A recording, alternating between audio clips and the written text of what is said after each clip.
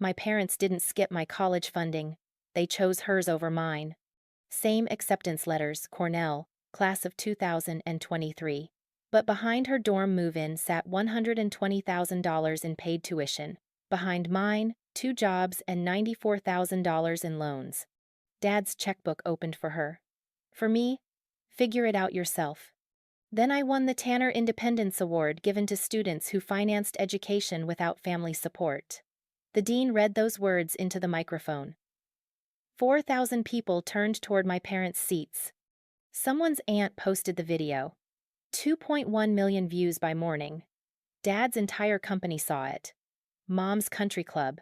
Then the family group chat exploded. The email arrived at 6:47 a.m. on a Tuesday in early spring. I was hunched over my laptop in our apartment's cramped kitchen, 3 hours into a shift monitoring Cornell's admissions portal, like it held the answer to my entire existence. Riley was still asleep in the room we'd shared since birth, her side decorated with sorority recruitment flyers and credit card statements she never worried about paying. My side had a calendar marked with work shifts in 3 different colors. The subject line appeared: Your Cornell University admission decision.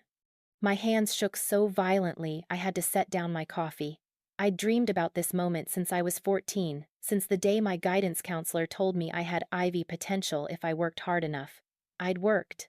God, I'd worked. 4 years of perfect attendance, 3.94 gigapascals, Rhodes Scholarship semi-finalist, 3 campus jobs that left me sleeping 4 hours a night. I clicked. Congratulations, Jordan Hayes. We are delighted to offer you admission to Cornell University. I screamed. I actually screamed loud enough that Riley banged on the wall and yelled something about some of us sleeping. I didn't care. I'd gotten into an Ivy League school despite everything, despite the financial aid counselor who gently suggested more realistic options, despite working 40 hours a week since sophomore year, despite my parents' constant reminders that college was expensive and we needed to be smart about choices. I grabbed my phone, called Mom first. She answered on the 4th ring, voice thick with sleep. Jordan? It's not even 7.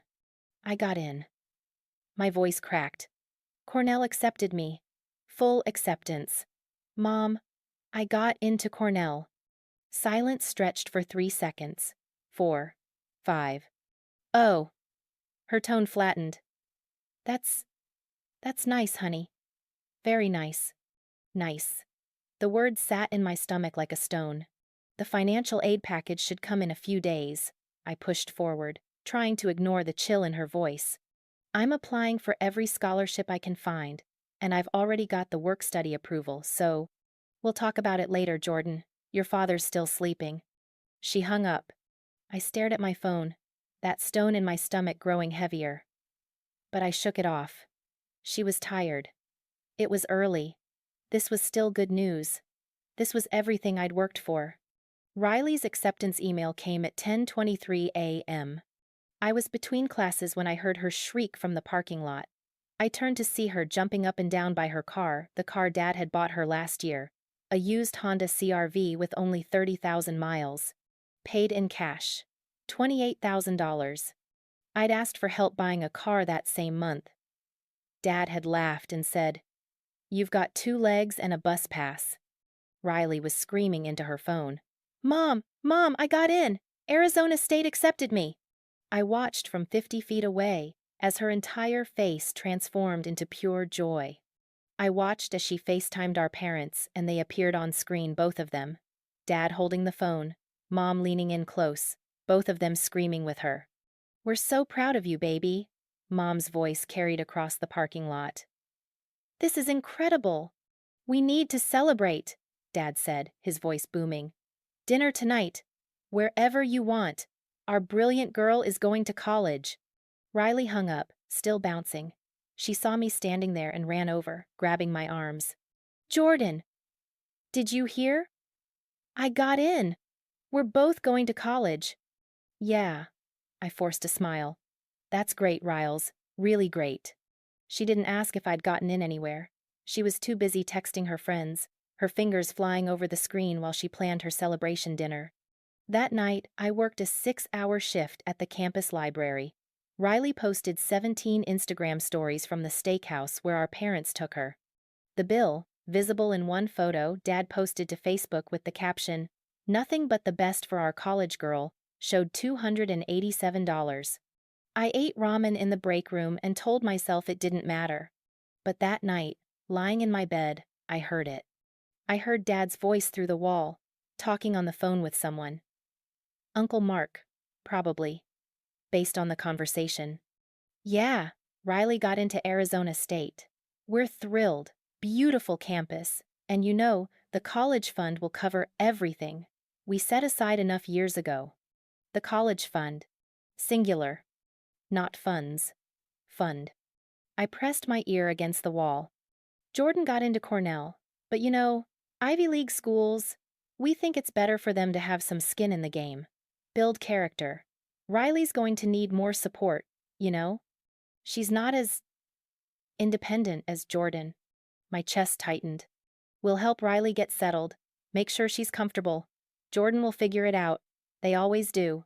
I pulled away from the wall, stared at my ceiling in the darkness. Riley's soft breathing filled the other side of the room, easy, peaceful, uncomplicated. And I realized something that made my whole body go cold. They'd already decided, before the acceptance letters, before the applications, they'd already decided which daughter they'd support. And it wasn't me. I should have seen it sooner. The signs had been there my entire life, scattered like breadcrumbs I'd refused to follow. But lying there in the dark, listening to my sister's peaceful breathing while our father casually explained why she deserved their money and I didn't, the pattern finally arranged itself into something I could no longer ignore. My parents were David and Susan Hayes, middle class, comfortable, careful with money in ways that always seemed to apply more to me than to Riley. We were twins born 4 minutes apart, with me arriving first, a fact that used to make me feel special until I realized it meant nothing in the hierarchy of their affection. David worked in pharmaceutical sales, pulling in roughly $120,000 a year. Susan managed a dental office, adding another $65,000. Not wealthy, but stable. Comfortable, the kind of income that meant college funds were possible, if you planned. They'd planned. Just not for both of us. The memories came in rapid succession, now that I'd finally allowed myself to see them. Age 10. Riley wanted a birthday party at the skating rink, the fancy one, with the DJ and the private party room. Cost: $850 for 20 kids. Mom and Dad didn't hesitate. My birthday was 2 weeks later. They took me to Pizza Hut with 3 friends. Bill: $47. When I asked why Riley got the big party, Dad ruffled my hair and said, "You're more low-key, Jordan. You don't need all that fuss." Age 13. Riley's middle school graduation gift was a professional photo shoot. Makeup artist, wardrobe changes, canvas prints for the house. Cost: roughly $600. My middle school graduation gift was a $30 Barnes & Noble gift card.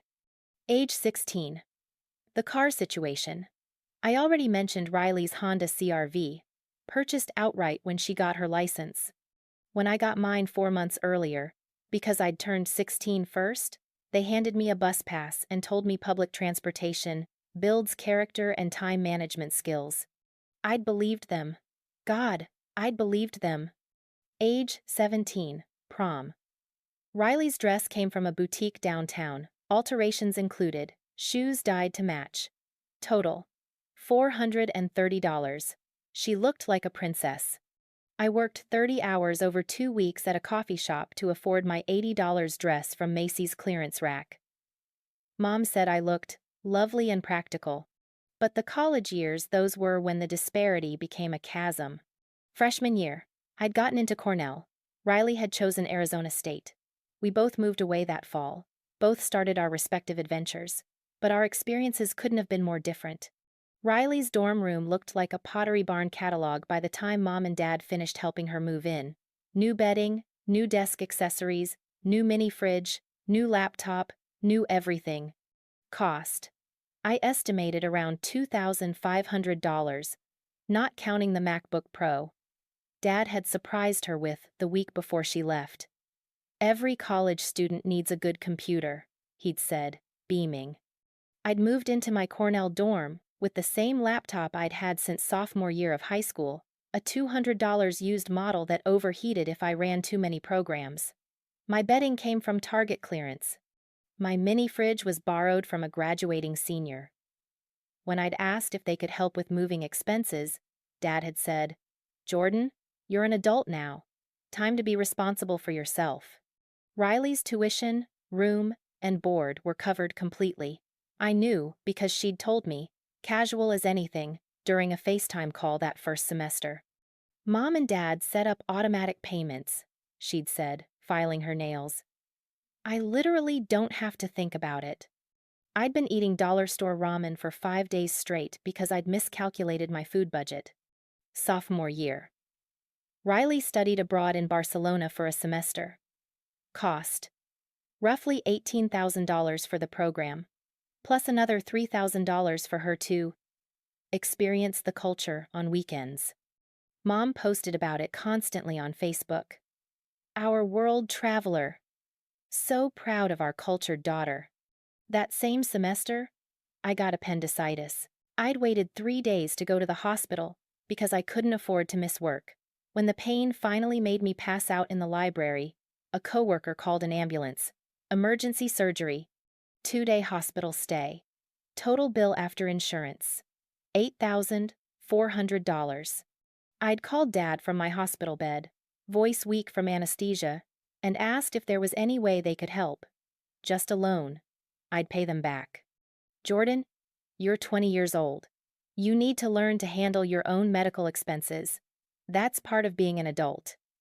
Have you looked into payment plans?" Riley posted photos from Park Güell that same week. The caption, "Living my best life. Number blessed number, best parents ever." Junior year. My laptop finally died. Just stopped turning on. No warning. 4 weeks before my senior thesis was due. I had 3 jobs at that point: work study at the library, weekend catering gigs, and tutoring, but laptop money wasn't in the budget. I spent $200 I didn't have on a used one from a graduating senior. It had a cracked screen and missing keys, but it worked. That same month, Riley posted an unboxing video of her new MacBook Pro. "Early Christmas present from Mom and Dad," she squealed into the camera. Cost: $2,400. I'd watched that video in the library, on my cracked screen laptop, and felt something crack inside me too. Senior year. The final stretch. I was working 73 hours a week at 1.15 at the library, 30 at a marketing internship, unpaid, but required for my major, 18 tutoring, and weekend catering shifts whenever I could get them. My GPA held at 3.94 through sheer force of will and coffee. Riley posted Whole Foods hauls to her Instagram story. Organic mangoes, cold-pressed juice, grass-fed beef. "Treating myself," she'd caption them. I'd been banned from Whole Foods in my own mind because even walking in made me too aware of what I couldn't afford. The pattern was clear, had been clear. I'd just been too hopeful, too naive to let myself see it. Riley was the daughter they invested in, the one they prepared for success, the one they protected from hardship. I was the daughter they expected to survive on my own. And I had. I'd survived 4 years at an Ivy League school with essentially zero parental support. I'd taken out $94,000 in federal loans, the maximum allowed. I'd worked myself to near collapse. I'd missed social events and study abroad and spring breaks and normal college experiences because I'd been busy earning the money to exist. I'd done it all while watching my twin sister coast through her state school education on a cushion of parental funding and support. The acceptance letters had felt like validation, like maybe they'd see what I'd accomplished and finally be proud. But that phone call, Dad's voice through the wall, casual and certain, had made it clear. They weren't proud. They'd expected me to figure it out myself, and they'd never planned to do anything else. Graduation was 3 weeks away. I'd circled the date on my calendar months ago, a Saturday in May, Ceremony at 11 a.m., Shulkoff Stadium. I'd fantasized about it during every brutal shift, every all-nighter, every moment when I'd questioned whether I could actually survive Cornell on my own.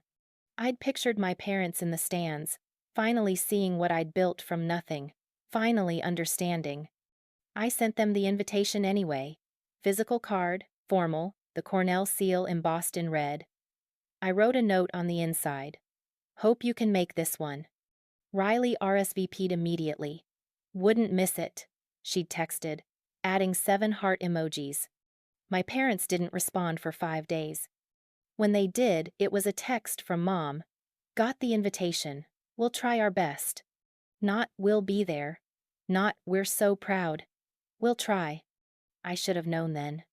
The morning of graduation, I woke at 5:30 a.m., in my tiny apartment, the one I'd been renting since junior year, 30 minutes from campus, $700 a month split with 2 roommates. I'd moved out of the dorms because it was cheaper this way, even with the commute. I showered, did my makeup carefully, the way I'd practiced, put on the black dress I'd bought specifically for this day, $60 from Target, the most I'd allowed myself to spend. My graduation gown hung on the back of my door, pressed and ready. I looked at myself in the mirror and felt, for just a moment, proud. I'd done it. 4 years. Ivy League degree. No parental safety net. I'd done it. My phone buzzed at 6:14 a.m. Riley. Can't wait to see you graduate. Mom and Dad are picking me up at 8. We're all driving together. Relief flooded through me. They were coming, all of them, together. I got to Shellkopf Stadium at 9:30 a.m. The May morning was perfect clear sky, warm sun, light breeze. Families were already gathering, clusters of people in their graduation best, holding flowers and balloons and signs with names on them. I'd reserved 4 seats in the family section. Section C, row 12, seats 5 through 8. I'd paid extra to secure them together, close enough to see. I put my bag on one seat to save it, then headed to the graduate assembly area. At 9:47 a.m., my phone buzzed. Dad. I answered immediately, stepping away from the crowd. Hello, Dad? Jordan. His voice was flat. Busy. We're not going to make it. Everything stopped. What? Riley needs us today. Some sorority brunch thing. It's important for her senior year connections, you understand. My mouth wouldn't work. My brain wouldn't process the words. Figure it out yourself, Jordan. You always do. The call ended. I stood there, phone pressed to my ear, listening to dead air. He'd hung up. I lowered the phone, stared at the screen. Read the text that appeared 10 seconds later. Can't make it. Riley needs us. Figure it out yourself. Dad. 11 words. That's what 4 years of Cornell, $94,000 in debt, and every sacrifice I'd made was worth to them. 11 words. I walked back to the family section, removed my bag from the seat, stared at those 4 empty chairs. Section C, row 12. Seats 5 through 8. Around me, families embraced. Mothers cried. Fathers adjusted cameras. Siblings held signs. The stadium filled with noise and love and celebration. My 4 seats stayed empty. A woman in the row behind me leaned forward. Kind face. Someone's mother. Gray streaks in her dark hair. Honey? Are you all right? Where's your family? I opened my mouth, closed it, tried again. They couldn't make it, I said. My voice sounded strange, distant. Something came up. Her face crumpled with sympathy. Oh, sweetheart, I'm so sorry. I nodded, turned away before she could say anything else. The ceremony started at 11:03 a.m. I sat with my graduating class on the field, 3,000 students in identical red gowns. The dean spoke, the president spoke. Names were called in alphabetical order. Jordan Riley Hayes. I walked across the stage, shook hands, accepted my diploma, smiled for the photographer. In the split second before the flash, I looked toward Section C, row 12. 4 empty seats. I walked off the other side of the stage, sat back down, stared at nothing. The ceremony lasted 2 hours. I heard none of it. When it ended, graduates flooded toward the family sections, reunions everywhere, crying, laughing, hugging, photographs. I stood at the edge of Section C and watched other people experience what I'd imagined for 4 years. Then I left. I walked to my car in my graduation gown, diploma in hand, cap still on my head. My phone buzzed incessantly. I didn't look. It wasn't until I was sitting in my driver's seat, key in the ignition, that I finally checked. 17 notifications. All Instagram. Riley had posted. I clicked. A photo of her at a beautifully decorated brunch. String lights, mimosas, floral centerpieces. She was flanked by our parents, all three of them holding champagne glasses, smiling like their joy could power the sun. The timestamp, 10:15 a.m. The caption, "Best parents ever.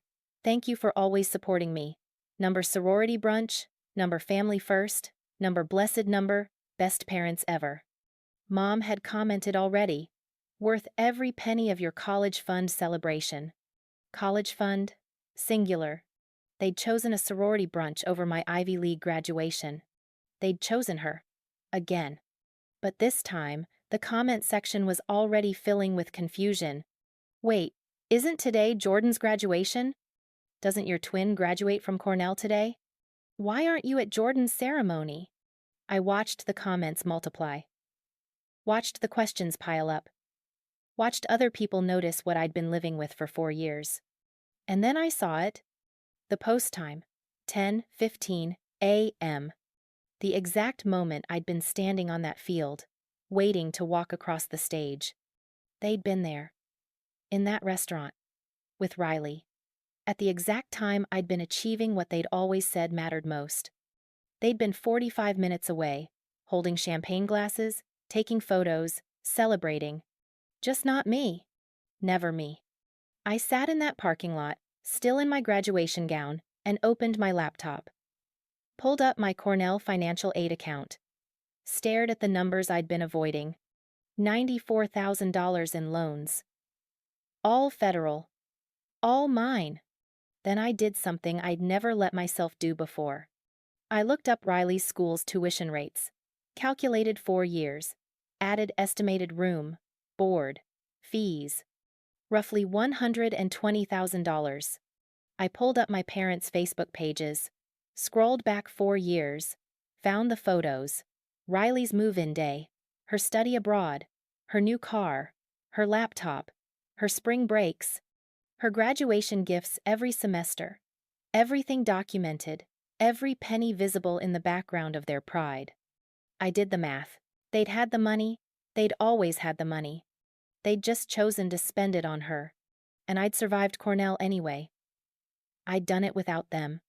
I'd figured it out myself, just like they'd always told me to. But that comment, "worth every penny of your college fund celebration," that made something shift inside me. Because suddenly I realized I wasn't the only one who could see this anymore. Other people were asking questions. Other people were noticing the empty space where parents should be. And I had receipts. 4 years of receipts. My phone buzzed. A text from my roommate, Casey. "Jordan, where are you? Your parents didn't show?" I stared at those 4 empty seats in my mind, felt the weight of 4 years of being invisible, and I started typing. Not a response. Something bigger. An email to the Tanner Independence Award Committee.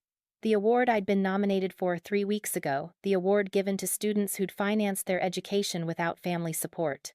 I attached everything. My loan statements, my work records, screenshots of Riley's posts, documentation of every disparity I'd lived through. And in the subject line, I wrote, "Nomination acceptance, Jordan Hayes." I hit send. Then I drove home, still in my graduation gown, and waited. Because for the first time in 4 years, I wasn't going to figure it out quietly. I was going to figure it out loud. That evening, I couldn't stop looking at Riley's post. I sat on my apartment floor, Still in my graduation dress, laptop open, phone in hand, toggling between the photo and the comments section that had exploded into something I hadn't anticipated. The picture itself was perfect. Too perfect. Riley in a blush pink dress, our parents flanking her like bookends of pride, the three of them holding crystal champagne flutes against a backdrop of white roses and string lights, everyone's teeth showing, everyone's eyes crinkled with genuine joy. The timestamp mocked me. 10:15 a.m. I'd been in the graduate assembly area at 10:15, adjusting my cap, rehearsing how I'd smile when I saw them in the stands, still believing they might show up late. The comments had multiplied from 17 to 243. Wait, isn't Jordan's graduation today? This is the same day as Cornell's ceremony. I just checked. Why would you miss your daughter's Ivy League graduation for brunch? Something feels wrong about this. But it was Mom's comment that I kept returning to, reading it over and over until the words burned into my brain. Worth every penny of your college fund celebration. College fund. Singular. Not funds. Not their college funds. Fund. I screenshot the comment. Zoomed in. Stared at those words until they stopped looking like language and became evidence. Because that's what they were, I realized. Evidence of something I'd felt but never confirmed. My mind started working differently. Detective mode, Casey would have called it. I wasn't just hurt anymore. I was suspicious. If there was one college fund, where did the money go? I pulled up my financial aid history, the documents I'd signed freshman year, alone in the financial aid office while other students sat with their parents. I'd been so proud of myself for handling it independently. For figuring it out myself. Expected family contribution, $47,000 per year. I stopped breathing. $47,000. That's what the federal financial aid formula had determined my parents could contribute annually. That's what the government had calculated based on their income, their assets, their reported savings. But my actual family contribution had been zero. The math started forming in my head. If the expected family contribution was $47,000 per year, that meant the federal government had seen something in my parents' financial situation that suggested they had that money, had verified it through tax returns and bank statements. They'd had the money. The government had confirmed it. They just hadn't given me any of it.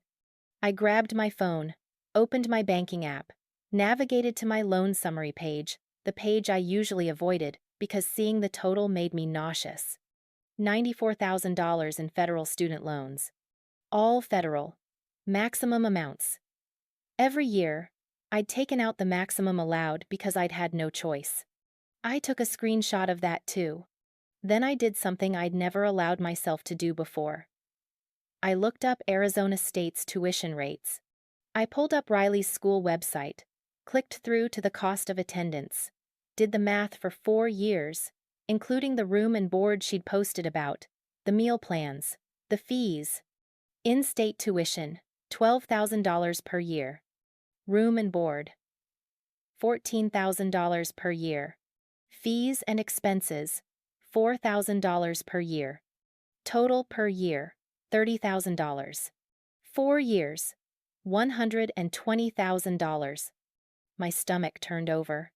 I minimized that window, opened Facebook, started scrolling through my parents' posts from the last 4 years, really looking at them for the first time. August 4 years ago, Riley's dorm move-in day, photo after photo, new bedding visible in the background matching comforter set, decorative pillows, coordinated storage bins. Dad holding a brand new mini fridge. Mom adjusting a desk lamp that looked like it cost more than my monthly food budget. Riley's laptop visible on the desk, the MacBook Pro, space gray, the newest model. I zoomed in, checked the date on my own timeline. The same week, I'd moved into Cornell with used bedding from Target clearance and a borrowed mini fridge that died sophomore year. September freshman year, Riley's first college care package. Mom had posted about it. Sending love to our college girl. The photo showed the box contents: name brand snacks, Starbucks gift cards, new AirPods, fresh towels. Estimated value, $300. I'd gotten nothing that month. I'd been eating dollar store ramen and using the bathroom hand dryers because I couldn't afford paper towels. March, sophomore year. Riley's study abroad announcement. Barcelona bound. So proud of our adventurous daughter. Dad had posted a photo of them at dinner, celebrating. The next post, a week later, showed them dropping her off at the airport with matching luggage. New luggage. Expensive-looking luggage. I scrolled back to my own timeline from that same month. Nothing. Not a single post from them about me. Not one comment on my posts about making Dean's List. Not one acknowledgement that I existed. But I found something else. A post from April of that year. Dad, at a charity golf tournament, posted a photo with the caption, "Blessed to afford the best for our family. Number, grateful number, proud dad." The date. April 12th. I pulled up my hospital records. The appendicitis. The emergency surgery that had derailed my entire semester. Admission date, April 14th. 2 days after he'd posted about affording the best for our family, he'd told me I needed to handle my own medical expenses. My hands were shaking now. I went back to Instagram, found Riley's post from junior year, the MacBook Pro unboxing. Early Christmas present from Mom and Dad. I checked the date. November. Then I checked my own records. My old laptop had died that same month, the one I'd replaced with a cracked screen used model for $200 I didn't have. I'd paid $200 for necessity while Riley got $2,400 for Christmas. The pattern was becoming undeniable. But I needed more. I needed proof that would hold up under scrutiny. Numbers that couldn't be dismissed as coincidence or my imagination. I opened a new spreadsheet, started documenting everything. Column A, date. Column B, Riley's expense. Column C, estimated cost. Column D, my situation, at the same time. Column E, source. I worked for 3 hours straight, filled 47 rows. The total in column C, Riley's side, came to $167,000 over 4 years. Tuition plus all the extras. The car, the laptop, the study abroad, the care packages, the graduation gifts every semester. Everything documented in their own proud social media posts. My total, the total they'd contributed to my education, was 0. But the expected family contribution on my financial aid forms said they could afford $47,000 per year, which meant they could have afforded to help both of us. They'd just chosen not to. I sat back, stared at my spreadsheet, felt something cold and certain settle into my chest.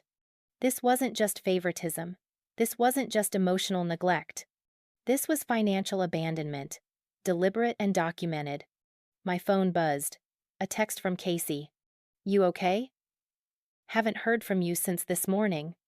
I looked at my screen, at my spreadsheet, at Riley's Instagram post still open in another tab.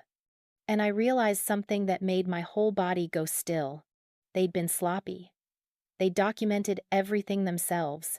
Every expense, every choice, every dollar spent on Riley, while I'd been expected to figure it out myself. They'd created the evidence. I just had to compile it. I texted Casey back. "Can you come over? I need to show you something." She responded in 30 seconds. "On my way." I turned back to my laptop, kept working, because suddenly, this wasn't just about hurt feelings or disappointment. This was about proof. And I was building a case.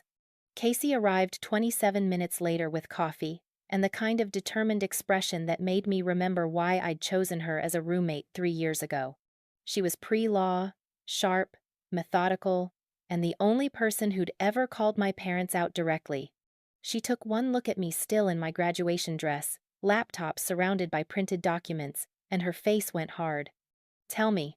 I showed her the spreadsheet first, watched her eyes move down the columns, her jaw tightening with each row. "Jesus, Jordan. There's more." I pulled up my financial aid documents. The FAFSA forms from freshman year. The ones I'd signed alone in the financial aid office. I'd kept digital copies of everything, Years of training myself to be responsible, to keep records, to handle my own affairs. I pointed to the expected family contribution line. $47,000. That's what the federal government calculated my parents could afford to contribute per year, based on their tax returns and bank statements and asset verification. Casey leaned closer. But they contributed. Zero. I pulled up my loan statements.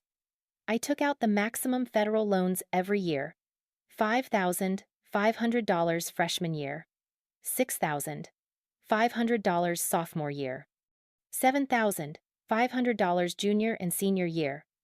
Total, $27,000 in subsidized loans, plus $67,000 in unsubsidized loans to cover the rest. All because they claimed they couldn't contribute. Not claimed, they just didn't.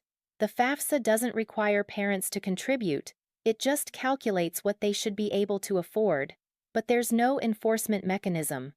Casey was quiet for a long moment. Then, pull up Riley's tuition info again. I did. Arizona State. 4 years, $120,000 total. Casey did the math in her head. I watched her face change. Jordan, if your EFC was $47,000 per year and Riley's school cost $30,000 per year, they could have paid for both of you. Completely. With $7,000 left over each year. The number sat between us like a live grenade. $47,000 per year. Riley's full ride to state school, $30,000. That left $17,000. Even if they'd only given me that remainder, I would have had $68,000 over 4 years. Would have only needed $26,000 in loans instead of $94,000. But they'd given me nothing. Given Riley everything. And had money left over. There's more, I said quietly. I pulled up my email, searched for a keyword I'd remembered from freshman year. Found it. An email I'd sent to my parents in October of freshman year, after my first semester bills had come in and I'd realized how deep in debt I was going to be. I read it aloud to Casey. Mom and Dad, I wanted to reach out about the financial aid situation. Cornell's financial aid office said, if you could contribute anything, even $5,000 a year, it would reduce my loan burden significantly. I know money is tight, but is there any way we could discuss a small contribution? I'm already working 15 hours a week and it's affecting my grades. Please let me know if this is possible. Love, Jordan. Casey's hands were clenched into fists. What did they say? I pulled up Dad's response. Sent 3 days later. Jordan, your mother and I have discussed this. We believe it's important for you to have independence and learn financial responsibility. Taking on loans is a normal part of the college experience for many students. We have confidence in your ability to handle this. We're focusing our resources on helping Riley get established since she needs more support. You've always been the independent one. Trust that we know what's best. Dad? The room was silent except for Casey's breathing, which had gone sharp and fast. Focusing resources on Riley, Casey repeated. He just admitted it. In writing. I didn't see it that way at the time. I thought maybe they really did have money problems. That maybe I was being selfish for asking. Jordan. Casey turned to face me fully. Do you have access to their social media from that time period? I pulled up Facebook. Searched for October 4 years ago. Found it immediately. A post from Mom, dated 5 days after Dad's email. A photo of Riley in front of a new car, the Honda CR-V. The caption, surprise for our college girl. Early Christmas present because she deserves the best. So proud of our responsible driver. Number, proud parents. Number, new car. Number, blessed family. The car I'd asked about that same month. The car Dad had laughed about, telling me I had 2 legs and a bus pass. Casey's voice went very quiet. What did that car cost? Dad told Uncle Mark it was $28,000. I heard him on the phone. They told you they couldn't afford to give you $5,000 for college. And 5 days later, they bought her a $28,000 car. I nodded. Couldn't speak. Casey stood up, paced to the window, came back. Her pre-law brain was working. I could see it. Jordan, this is financial fraud. What? The FAFSA, the Free Application for Federal Student Aid. It's a federal form. When your parents filled it out, they had to report their income, their assets, their ability to contribute. The formula calculated they could afford $47,000 per year. That's based on verified tax returns. Right, but they deliberately chose not to contribute to your education while fully funding your sisters. And they did it knowing you would have to take on massive debt to compensate. That's not just favoritism. That's financial abuse. The term hit me like cold water. Financial abuse. Riley's tuition was $30,000 per year. Casey continued, her voice gaining speed. Your parents' income qualified them to contribute $47,000. They spent every available dollar on Riley and zero on you, forcing you into debt, and they did it while lying to you about their financial situation. I thought about Dad's email. We're focusing our resources on helping Riley. Not, we don't have resources. We're focusing them elsewhere. They had the money, I said slowly. They just chose to spend it on her. And they chose to let you go into debt rather than divide their support equally. Casey pulled out her phone, started typing. I'm texting my aunt, Rebecca West. She's a family law attorney in Boston. We need to talk to her. Casey, I don't know if... Jordan. She looked up at me. Her eyes were furious, but her voice was gentle. You just spent 4 years at an Ivy League school working 70+ hours a week, eating ramen, and nearly collapsing from medical issues because you couldn't afford treatment. You did that while your parents had the verified financial means to help you. You did that while they bought your sister a car that cost more than a year of your tuition. This isn't normal family dynamics. This is abuse. The word felt too big, too dramatic. But as I looked at my spreadsheet, at my loan statements, at the FAFSA form with its expected family contribution of $47,000, I couldn't find another word that fit. My phone buzzed. An email notification. Subject line. Tanner Independence Award Committee. Urgent. My heart stopped. I'd forgotten. I'd sent them everything, my loan statements, my work records, screenshots of Riley's posts just hours ago, in the parking lot after graduation, still in my cap and gown. I opened the email. Dear Miss Hayes, thank you for your supplemental materials regarding your Tanner Award nomination. After review of your documentation, the committee would like to inform you that you have been selected as this year's recipient. The award ceremony is scheduled for 3 weeks from today. The ceremony is public, attended by university administration, faculty, students, and family members. Recipients typically give a brief acceptance speech, 3 to 5 minutes. Please confirm your attendance at your earliest convenience. Congratulations on this well-deserved recognition. Sincerely, Dr. Patricia Morrison, Tanner Award Committee Chair. I read it twice, 3 times. I'd won. And the ceremony was public. With an acceptance speech, Casey was reading over my shoulder. I heard her sharp intake of breath. Jordan, she said softly, you know what this is, right? I looked at my spreadsheet, at the evidence I'd compiled, at the FAFSA form with its proof of what they could afford, at Dad's email admitting they'd focused resources on Riley. An opportunity, I whispered. A platform, Casey corrected. 3 weeks. We have 3 weeks to build this case airtight. I thought about those 4 empty chairs, about Dad's voice through the wall, casual and certain. Jordan will figure it out, they always do. About Mom's Instagram comment, worth every penny of your college fund celebration. They'd been careless. They'd documented everything. And now I had proof that what I'd lived through wasn't just in my head. It was real. It was calculable. It was prosecutable. Call your aunt, I said.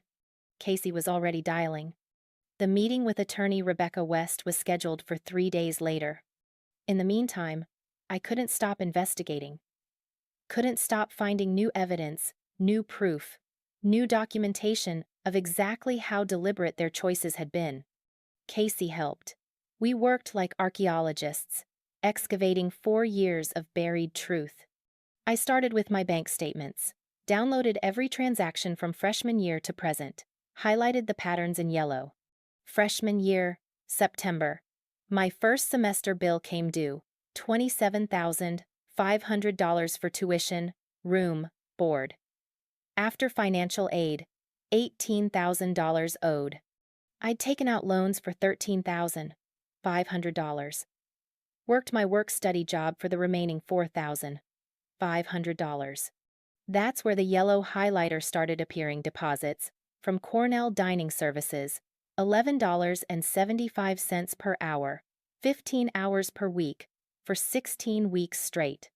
That same month, Riley posted photos from her fully furnished dorm room. Mom had commented, "Nothing but the best for our girl." Dad had replied with a heart emoji. Sophomore year, April. My hospital admission from the appendicitis. The bill was itemized in my medical records. Emergency surgery, $12,400. Insurance covered $4,000. Patient responsibility, $8,400. I'd set up a payment plan, $350 per month for 24 months. The payments started appearing in my bank statements in May. $350, withdrawn automatically every month for 2 years.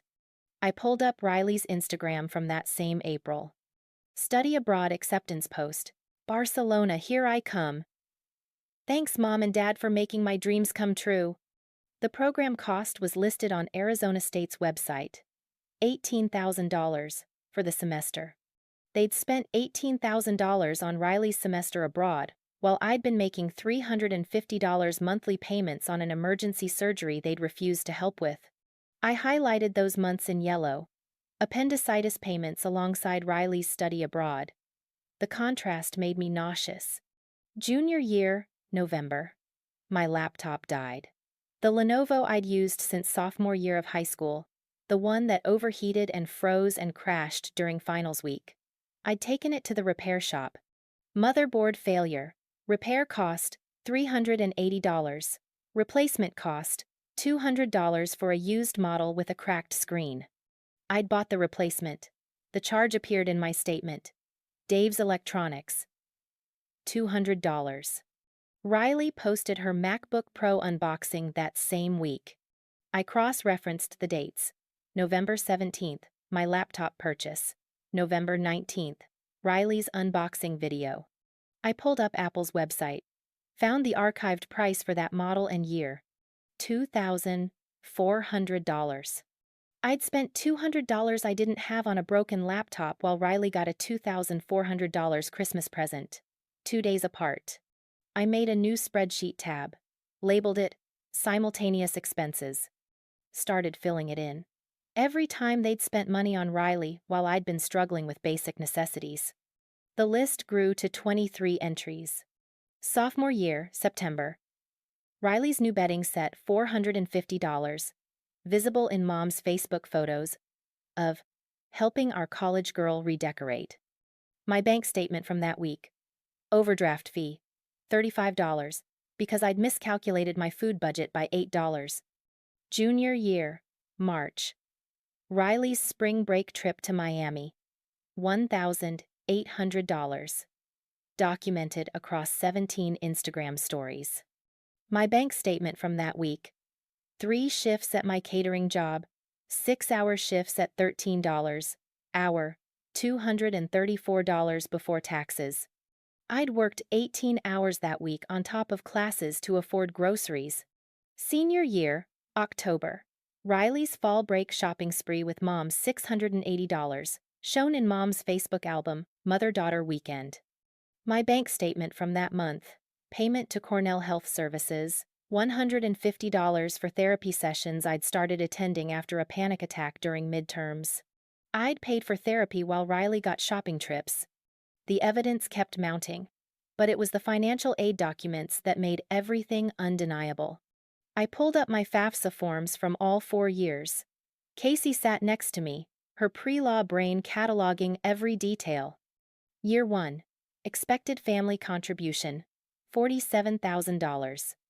Year 2. Expected family contribution, $48,500. Year 3. Expected family contribution, $51,200. Year 4. Expected family contribution, $52,800. Their EFC had increased each year. Because their income had increased. Because they'd been able to afford more. But my actual family contribution all 4 years, zero. Jordan. Casey pointed at the Year 3 form. Look at this line. Parent asset value. I looked. $189,000. That's liquid assets, savings, investments, non-retirement accounts. That's what they reported to the federal government. That's what they had to verify with bank statements. $189,000 in assets. Year 3. Junior year. The year my laptop died and I'd bought a cracked screen replacement. The year Riley got a $2,400 MacBook Pro. They'd had nearly $200,000 in the bank. And they'd told me to figure it out myself. Casey pulled up a calculator. Started typing. Riley's total cost of attendance for 4 years, $120,000. Your parents' verified assets in year 3 alone, $189,000. They could have paid for her entire education and still had $69,000 left. They could have given you that remaining amount. You would have only needed $25,000 in loans instead of $94,000. The number felt like a punch. $69,000 less in debt? That would have changed everything. No 73-hour work weeks. No choosing between food and textbooks. No panic attacks during midterms. No eating ramen for weeks straight. I would have had a normal college experience. Not an easy one, Cornell was rigorous regardless. But normal, manageable, human. They'd had the money. They'd just chosen not to share it. Here's what we know for certain, Casey said, pulling out a legal pad. She started writing, her handwriting sharp and precise. 1. Your parents' expected family contribution ranged from $47,000 to $52,800 per year, verified by federal financial aid calculations based on their tax returns and asset verification. 2. They contributed $0 to your education over 4 years. 3. They contributed approximately $120,000 to Riley's education over the same period, plus an additional $47,000 in extras: the car, the laptop, the study abroad, the spending money. 4. This disparity was deliberate, as evidenced by your father's email stating they were focusing resources on Riley. 5. This disparity occurred while you worked an average of 60 to 70 hours per week, took on $94,000 in federal loans, and suffered documented medical and psychological consequences. She looked up at me. Jordan, this isn't just favoritism. This is a pattern of financial abuse spanning 4 years, with clear documentation of intent and impact. I stared at her legal pad, at the 5 points that summarized 4 years of my life. What do we do with this? We take it to my aunt. And then, she paused, looked at the email still open on my laptop. The Tanner Award ceremony, public, 3 weeks away. Then we make sure everyone knows exactly what figuring it out yourself actually cost you. My phone buzzed. Riley? I almost didn't open it. But something made me look. Jordan, I'm so sorry about graduation. I didn't realize they weren't going to come to yours. Mom told me last minute it was both events, and I just assumed. I'm sorry. Can we talk? I read it twice. She hadn't known. They'd lied to her too, just in a different way. But she'd been 22 years old enough to check a calendar, old enough to question why our parents were choosing her sorority brunch over her twins' Ivy League graduation. She'd chosen not to see it. Just like I'd chosen not to see the financial disparity for 4 years. But I was done not seeing. I screenshot her text. added it to my evidence folder. Because even Riley's apology was documentation proof that our parents had deliberately kept us separate, deliberately prevented her from knowing what I was living through.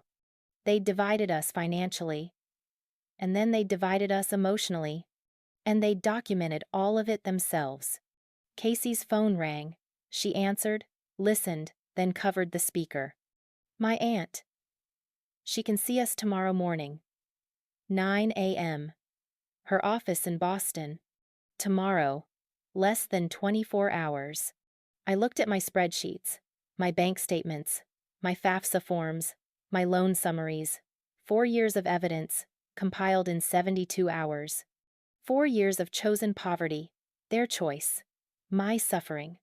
But also, my proof. Tell her yes, I said. We'll be there. Casey confirmed and hung up. Looked at me with something fierce and proud in her eyes. You're going to bury them, Jordan.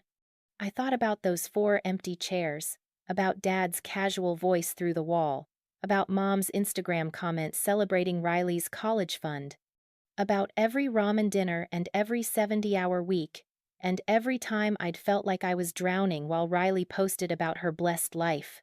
No, I said quietly. I'm going to let them bury themselves. I'm just going to show everyone where the bodies are. Casey grinned. That's the spirit. Now let's organize this evidence like your life depends on it. It does, I said. Because for 4 years, it had. And now, finally, someone was going to see that. Casey drove us to Boston the next morning. I sat in the passenger seat with my evidence binder in my lap. 143 pages of documentation I'd compiled over the last 72 hours. Bank statements, FAFSA forms, screenshots, spreadsheets. Dad's email admitting they'd focused resources on Riley. Every receipt of 4 years I'd tried to forget. My hands wouldn't stop shaking. You okay? Casey glanced over. Her voice soft. I don't know what I am. She nodded. Didn't push. That was Casey pre-law, sharp as glass, but she knew when to let silence do the work. We'd been roommates for 3 years. She'd watched me come home at midnight from catering shifts and leave again at 6 a.m. for work study. She'd seen me eat ramen for 2 weeks straight. She'd been there the night I'd cried on the bathroom floor after my parents refused to help with the appendicitis bill. She'd been the first person to say it out loud. Jordan. This isn't normal. I hadn't believed her then. I'd made excuses. They're just teaching me independence. They have their reasons. Riley needs more support. But Casey had never stopped seeing the truth, and she'd never stopped being angry on my behalf. Thank you, I said quietly. For this. For everything. Don't thank me yet. She merged onto the highway. Wait until you hear what Aunt Rebecca says. She doesn't pull punches. Good. I looked down at my binder. I don't want punches pulled. I want the truth. Casey smiled, sharp and satisfied. You're gonna get it. We arrived at Rebecca West's office at 8:47 a.m. Downtown Boston, 12th floor, floor-to-ceiling windows overlooking the harbor. The kind of office that cost money just to breathe in. The receptionist led us to a conference room. Polished table, leather chairs. My evidence binder looked small against all that expensive wood. Attorney Rebecca West walked in at exactly 9 o'clock. She looked like Casey would in 20 years, same sharp eyes, same no-nonsense posture, same expression that said she'd seen every manipulation tactic humans could invent, and wasn't impressed by any of them. Jordan. She shook my hand. Her grip was firm. Casey's told me the basics. Show me everything. I opened my binder. She sat, started reading, didn't speak for 11 minutes. I watched her face, watched her expression shift from professional neutrality to something harder, colder, more focused. She reached the FAFSA forms, stopped, read them twice. Expected family contribution of $52,000. Her voice was carefully controlled. And they contributed 0. Yes. She flipped to my loan statements, to Riley's tuition receipts, to Dad's email, to the spreadsheet comparing simultaneous expenses. 11 more minutes of silence. Then she closed the binder, looked at me directly. Miss Hayes, in 20 years of practicing family law, I have seen favoritism. I have seen parents who spoiled one child and ignored another. I have seen ugly, unfair, emotionally damaging family dynamics. She paused. Her eyes were furious. I have never seen documentation this clear of deliberate financial sabotage. The word hit me like electricity. Sabotage. That's what this is, she continued. Not just favoritism, not just unfair distribution of resources. This is systematic, calculated, documented financial abandonment of one child while fully supporting another. Your parents had verified means to contribute. They chose not to. They forced you into debt. And they did it while lying to you about their financial situation. Is that illegal? My voice came out smaller than I wanted. Morally? Absolutely. Legally? She leaned back. That's complicated. Parents aren't legally required to pay for college. But there are aspects here that concern me greatly. She pulled out her own legal pad. Your parents filled out your FAFSA forms each year. They reported their income and assets truthfully. They had to, because the IRS verifies it. The federal government calculated they could afford to contribute $47,000 to $53,000 per year. That calculation was based on verified financial data. Right. But they contributed nothing, which means you qualified for maximum federal loans, yes? Yes, $94,000 total. And your twin sister received full parental funding for her education. Yes, $120,000. Rebecca wrote numbers on her pad. This creates a legal gray area. They didn't commit FAFSA fraud, they reported their finances accurately. But they also deliberately withheld support from one child while supporting another, knowing you would accumulate massive debt. That's financial abuse. Financial abuse. Casey had said it. Now an attorney was confirming it. Can I do anything? I asked. Legally? Civil lawsuit, potentially. You could sue for educational expenses they were reasonably capable of providing, especially given the disparity with your sister. It's not guaranteed to win, but with this documentation, you'd have a case. She flipped through my binder again. The stronger argument is public exposure. Your parents have documented everything themselves: social media posts, comments, photos, showing exactly how they spent money on Riley while you were in debt. If this were made public, the court of public opinion would crucify them. I thought about the Tanner Award ceremony, 3 weeks away, public, with a speech. Rebecca saw my expression. Tell me what you're thinking. I told her about the award, about the ceremony, about the platform. She was quiet for a long moment. Then she smiled, and it wasn't a kind smile. It was a lawyer's smile. You're going to accept that award publicly. You're going to tell the truth, and you're going to let your parents' own documentation speak for itself. Is that legal? Truth is always legal, especially when it's documented. She tapped my binder. This is your insurance policy. Every number here is verifiable. Every screenshot is time-stamped. Every expense is backed by bank records or social media posts they chose to make public. You're not lying. You're not embellishing. You're stating facts. And if they sue me for defamation, they won't, because it's not defamation if it's true. And if they tried, discovery would require them to turn over all their financial records, which would prove everything you're saying. She leaned forward. Jordan, your parents' biggest mistake was documenting their choices. They thought they were showing off their generosity to Riley. What they actually did was create a paper trail of financial abuse. The term was starting to feel real. Not dramatic. Not exaggerated. Real. So what do? You prepare. You organize this evidence into a format that's easy to understand. You practice your speech. And in 3 weeks, you stand up at that ceremony and you tell the truth. She paused. But you need to be ready for fallout. Your parents will react. Your extended family will have opinions. This will change your family dynamics permanently. They're already changed, I said quietly. They missed my graduation for a sorority brunch. This isn't about changing dynamics. It's about making sure people know the truth. Rebecca nodded. Good. Then here's what we do next. She spent the next 20 minutes outlining strategy. How to organize the evidence. How to structure the speech.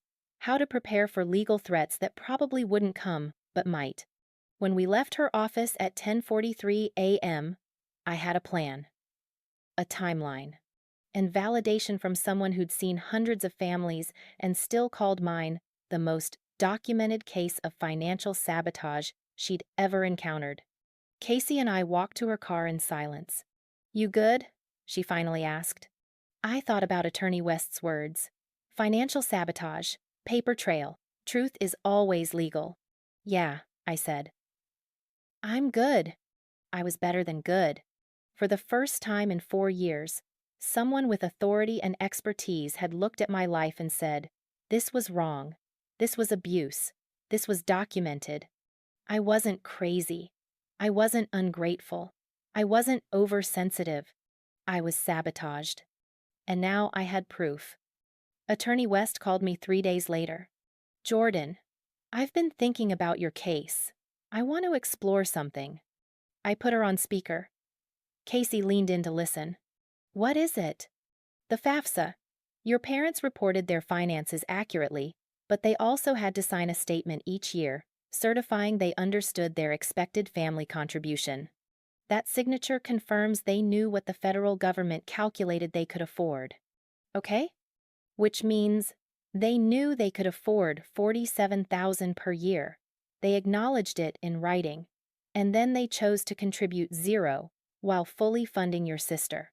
That's not just favoritism, that's knowing, documented, deliberate financial disparity. I heard papers rustling. I pulled some precedent cases. There's a 2019 case in New Jersey where a daughter sued her parents for college expenses. She lost because the court ruled parents aren't obligated to pay for college. But your case is different. How? Intent and disparity. In that case, the parents couldn't afford college for anyone. In your case, your parents could afford it for both of you, acknowledged it on federal forms, and then chose to fund one child completely while forcing the other into debt. That's discriminatory distribution of resources. Discriminatory, another legal term that made my situation feel validated. Could I win a lawsuit? I asked. Maybe. 50-50 odds. Family court is unpredictable, and parental rights are heavily protected. But here's the thing, you don't need to win a lawsuit to win this situation. What do you mean? Public pressure. Your parents care deeply about appearances that's obvious from their social media behavior. They document everything to show off. They want to be seen as good parents. If their financial abuse becomes public knowledge, documented and undeniable, they'll face social consequences that hurt more than any court judgment. I thought about Mom's book club, Dad's office, their church group, the family members who followed their Facebook posts. The Tanner Awards ceremony, I said. Exactly. 300 to 400 witnesses, university administration, local press, and it'll be filmed, correct? Yes, the university archives all award ceremonies. Perfect. You tell the truth. You show the evidence, not all of it, just the highlights. Expected family contribution versus actual contribution. Riley's fully funded education versus your $94,000 in loans. Their own social media posts showing spending disparity. And you do it calmly, factually, without emotion. Without emotion? I almost laughed. Rebecca, this destroyed 4 years of my life. I know, but emotion can be dismissed as drama. Facts can't be dismissed. You present the numbers. Let the numbers speak. The audience will provide the emotion for you. She was right. I knew she was right. How much detail? I asked. 5 minutes. Hit the key points. Show 3 or 4 comparison slides if you can get them approved for the presentation. Your loan total. Riley's paid in full receipts. The expected family contribution. Your parents' own words, that email from your father, maybe Mom's Instagram comment. Then you thank the award committee and sit down. 5 minutes. I could do 5 minutes. What happens after? Depends on your parents. They might try to do damage control. They might threaten legal action. They almost certainly won't succeed with legal threats. Truth is an absolute defense to defamation. But they will be angry. Good. Rebecca was quiet for a moment. Jordan, I need you to understand something. This will end your relationship with your parents. Possibly permanently. Once you expose this publicly, there's no going back. No reconciliation. No pretending it didn't happen. I thought about 4 empty chairs. About figure it out yourself. About watching Riley get everything while I'd gotten nothing. There's nothing to go back to, I said. The relationship was already over. I just didn't know it yet. All right. Then we prepare. I'll help you structure the speech. Casey can help with the visual evidence. You practice until you can deliver it in your sleep. And in 3 weeks, you stand up in front of everyone who matters and you tell them exactly what your parents did to you. What if no one believes me? They will, because you have proof. And because your parents will react exactly wrong, they'll get defensive, they'll make excuses, they'll try to control the narrative, and every word they say will just confirm everything you've revealed. We talked for 20 more minutes. She gave me her cell number, told me to call any time, offered to review my speech drafts. When I hung up, Casey was grinning. You have a lawyer now. I have an ally. I corrected. You have an army, Casey said. Rebecca's not taking your case for money, she's taking it because she's pissed. When lawyers get personally invested, they're terrifying. I looked at my evidence binder. Thought about Rebecca's words. Documented financial sabotage. Discriminatory distribution of resources. Truth is an absolute defense. For 4 years, I'd carried this alone.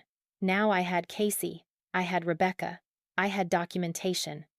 I had proof that I wasn't crazy. 3 weeks, I said. Casey raised her coffee mug.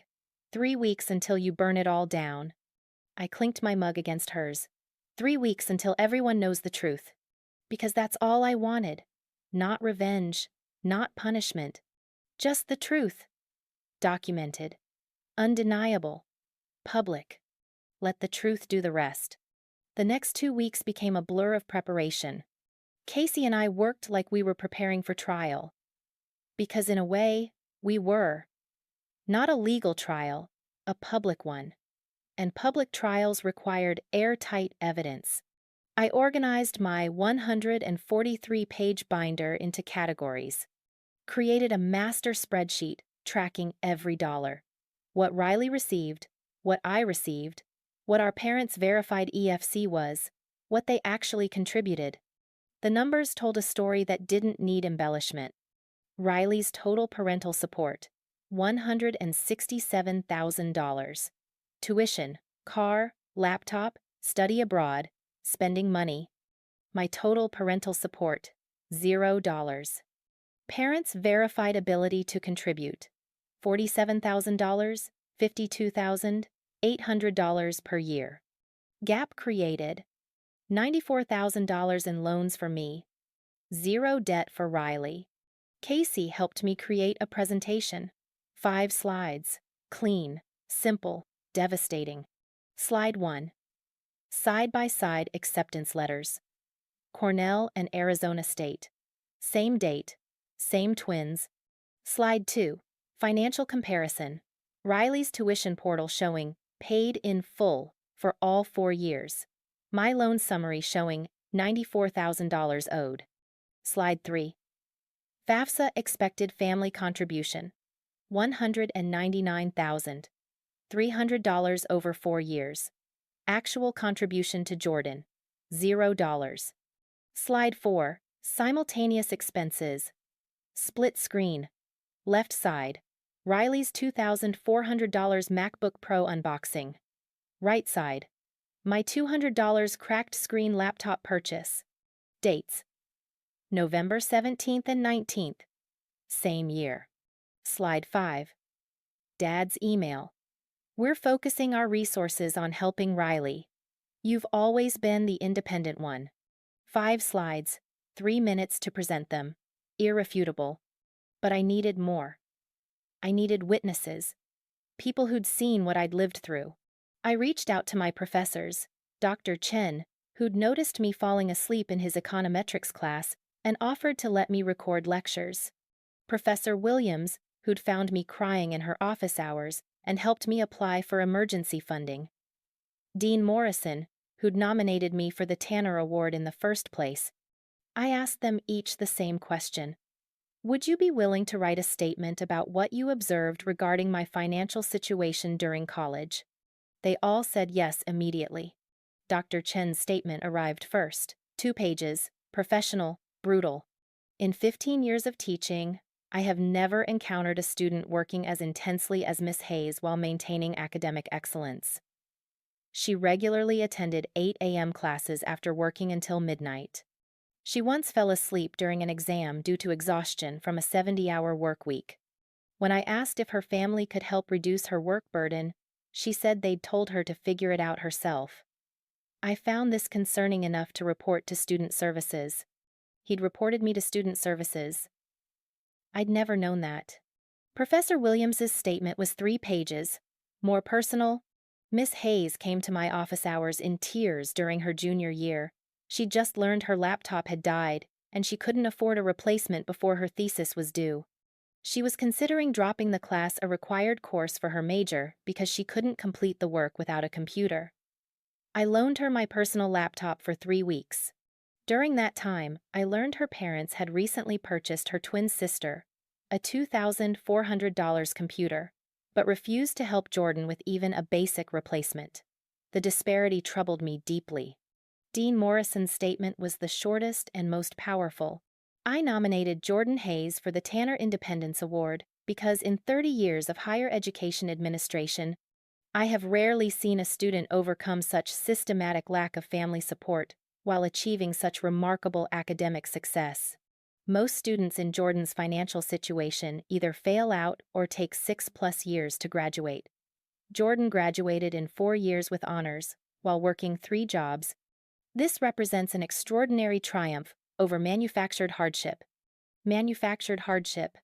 That term lodged in my chest. I compiled the statements into my binder, added them to my evidence. 3 Cornell faculty members, all confirming the same story. I'd been systematically denied support that my parents had the means to provide. Then I did something that felt dangerous. I called Riley. She answered on the second ring. Jordan. Hi. I've been hoping you'd call. I need to ask you something. Anything. How much did Mom and Dad spend on your college education? Total. Including tuition, housing, the car, everything. Silence. Riley, I'm not angry at you. I just need to know. She took a breath. I don't know exactly. They paid my tuition directly. The bursar sent them the bills and they handled it. I never saw the amounts. Okay. What about the car? 28,000. I know because Dad mentioned it to Uncle Mark. And the MacBook Pro? 2,400. Mom bought it for my birthday. Study abroad? 18,000 for the program. Then they gave me 3,000 spending money. I did the math. What about your dorm room? The furniture? The bedding? All the stuff when you moved in? Maybe 2,500? I'm guessing. Spring breaks? The trips to Miami and Cabo? Jordan, why are you... How much, Riley? Another pause. Miami was 1,800. Cabo was 3,200. Mom and Dad paid for both. I wrote it all down. My spreadsheet estimate had been close, $167,000 total. Riley confirmed it without realizing what she was confirming. Jordan, what's this about? I'm accepting the Tanner Independence Award in 10 days. I'm giving a speech. I'm going to tell the truth about how I paid for Cornell and how you paid for Arizona State. I wanted you to know before it becomes public. Wait. You're going to... She stopped. I heard her breathing. You're going to tell people about the money? I'm going to tell people the truth. That Mom and Dad had the means to support both of us. that they chose to support only you, that I graduated with 94,000 in debt while you graduated with zero debt. That's not opinion. That's fact. Jordan, they're going to be furious. I know. This will destroy the family. The family was already destroyed, Riley. I was just the only one in the debris. She was crying now. I could hear it. I didn't know it was this bad. I didn't know you had that much debt. I didn't know they weren't helping you at all. You didn't want to know. There's a difference. Harsh. But true. Riley was 22 years old. She'd seen me working constantly. She'd seen my stress, my exhaustion, my struggle. She'd chosen not to ask questions because asking questions would have made her complicit. "I'm sorry," she whispered. "Jordan, I'm so sorry." Then show up to the ceremony, sit in the audience, listen to my speech, and when Mom and Dad try to control the narrative afterward, tell people the truth, that everything I said was accurate. You want me to side with you against them? I want you to side with reality. Long silence. "Okay," she finally said. "I'll be there. I'll tell the truth. Thank you." I hung up, added Riley's verbal confirmation to my notes. Texted her, "Can you send me screenshots of your tuition portal showing paid in full? I want to make sure I have my facts right." She sent them 20 minutes later. 4 years of receipts. Every semester marked paid in full. I added them to slide 2. My evidence binder was now 156 pages. 3 professor statements, Riley's confirmed expense list, her tuition receipts, my loan statements, FAFSA forms, bank records, social media screenshots, Dad's email, Mom's Instagram comments. Every piece of it verifiable. Every number backed by official documentation. Every screenshot time-stamped. Rebecca reviewed it via video call. "This is beyond what I expected. Jordan, this is prosecution-level evidence." "Good. One more thing. Have you filed a police report?" I blinked. "For what?" "Financial exploitation. It's a long shot, but some states have laws against financial abuse of dependents. You were a dependent when this started under 24, enrolled in college full-time. Your parents had legal responsibility for you on those FAFSA forms. They acknowledged ability to contribute and then deliberately withheld support. In some jurisdictions, that's actionable. Will it go anywhere? Probably not. But it creates an official record, case number, police documentation. That makes your claims more credible if anyone questions whether this was real abuse or just family drama." The next day, Casey drove me to the local police station. I filed a report, Financial Exploitation and Educational Sabotage. Case #2025 to 8847. The officer taking my statement looked skeptical until I showed him my evidence binder. "Holy." He flipped through the FAFSA forms. "They reported they could afford $47,000 a year and gave you nothing?" "Correct. And your twin sister got everything?" $167,000 total." He shook his head. "I've seen a lot of financial abuse cases. Elder abuse, usually. Never seen parental educational sabotage documented this clearly." He stamped my report. "This probably won't result in charges, but you've got an official police record now. Case number, documentation, official statement. That's ammunition if you need it." I took the case report, added it to my binder. Page 157. 7 days until the ceremony. I practiced my speech 19 times. Memorized every word. Timed it. 4 minutes, 37 seconds. Perfect. Casey listened to each practice run, gave notes. "Less emotion on the hospital bill part. You're angry, but you need to sound factual. Let the audience be angry for you." I adjusted. Practiced again.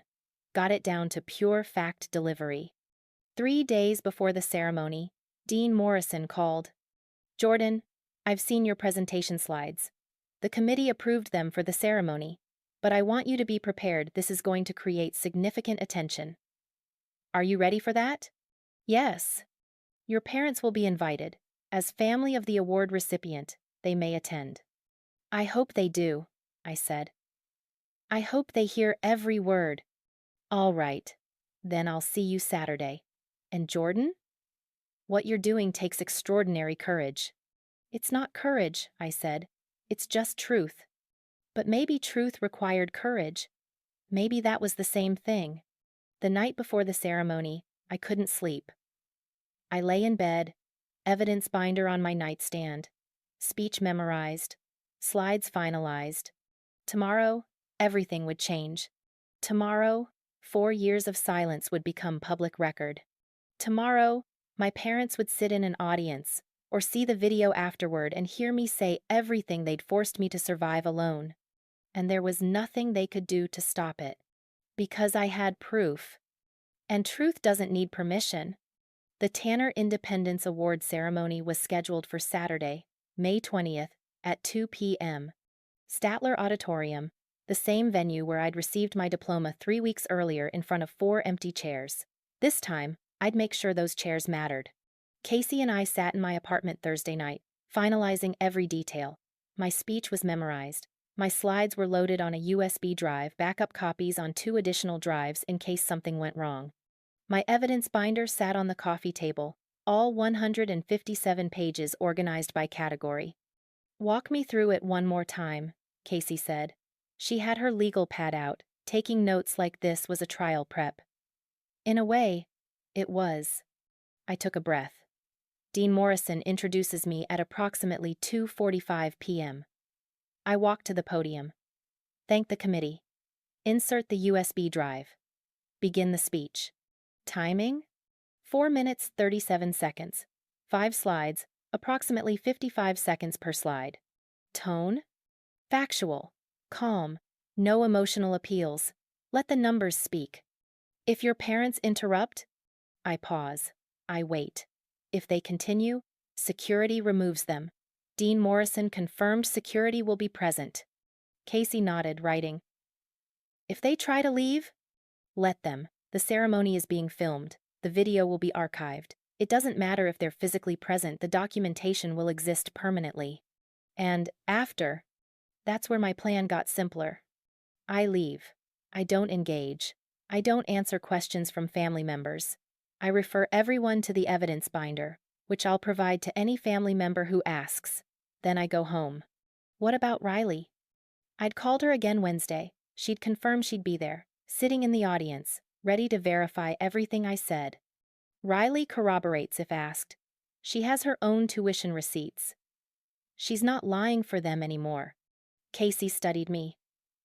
Jordan, you know this ends your relationship with your parents. Permanently. There's no coming back from public exposure like this. I know. Are you ready for that? I thought about 4 empty chairs. About 4 years of 70-hour weeks. About eating ramen while Riley posted Whole Foods hauls. About Dad's voice through the wall. Jordan will figure it out. They always do. There's no relationship to end, I said quietly. There's just a performance they've been doing for 22 years. I'm ending the performance. The relationship was already dead. Casey nodded. Checked her list. Okay. Last question. What do you want to happen? I want people to know the truth. That's all. I want their friends, their coworkers, their church group, their family. I want everyone to know that they had the means to support both daughters and chose to support only one. I want the documentation to be public and permanent. I want them to be unable to lie about it. That's all? That's everything. She smiled then. Sharp. Proud. You're going to destroy them, Jordan. No. I corrected. I'm going to let them see what they destroyed. There's a difference. Friday night, I couldn't eat. My stomach was tight. Adrenaline already flooding my system, even though the ceremony was 16 hours away. I practiced the speech one final time. Stood in front of my bathroom mirror, evidence binder open on the counter, and delivered every word. The Tanner Independence Award honors students who financed their education without family support. I am honored to receive this recognition. I am also here to tell you what, without family support, actually meant. Slide 1.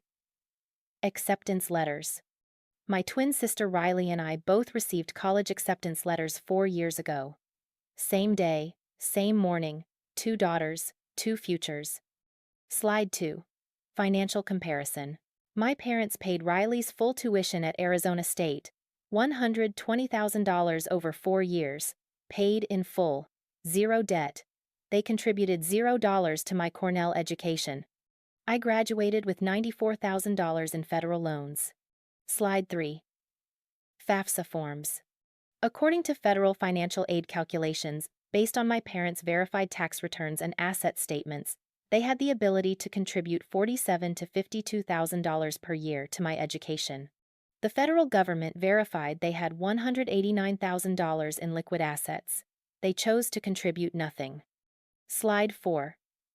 Simultaneous expenses. While I purchased a $200 used laptop with a cracked screen, my parents bought my sister a $2,400 MacBook Pro, 2 days apart. While I made $350 monthly payments on an emergency appendicitis surgery, they spent $18,000 on my sister's study abroad program. Slide 5. Dad's email. When I asked for help, my father sent this email. We're focusing our resources on helping Riley. You've always been the independent one. This was not independence. This was abandonment. Documented. Deliberate. Disparity. Pause. Eye contact with audience.